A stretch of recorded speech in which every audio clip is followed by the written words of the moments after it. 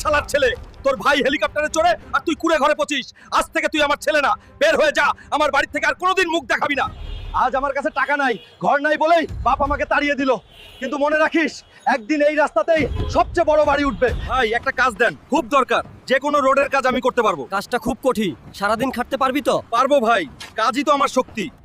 Sir, boxing player রাহিমের heart attack হয়েছে, ম্যাচটা ক্যান্সেল হয়ে গেছে। এখন কি করব? এভাবে চলতে পারে না, কিছু একটা ব্যবস্থা করতেই হবে, না হলে বড় ক্ষতি হয়ে যাবে। ভাই দাঁড়াও, একটা বড় সুযোগ আছে। বক্সিং ম্যাচে খেলবি আমাদের টিমে, টাকা যত লাগবে সব আমি দেবো, প্লিজ না করিস না। ঠিক আছে স্যার, আমি খেলবো। আর কিছুক্ষণের মধ্যেই শুরু হচ্ছে হাল্ক আর কালা রেন্ডার মহা বক্সিং ম্যাচ।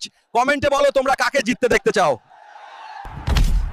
কি রে পচা পালং, তুই রেন্ডার সাথে লড়বি নাকি? বন্ধুরা আমাকে শুধু একটা লাইক দাও, তাহলে রেন্ডাকে আসল পাওয়ার দেখাবো।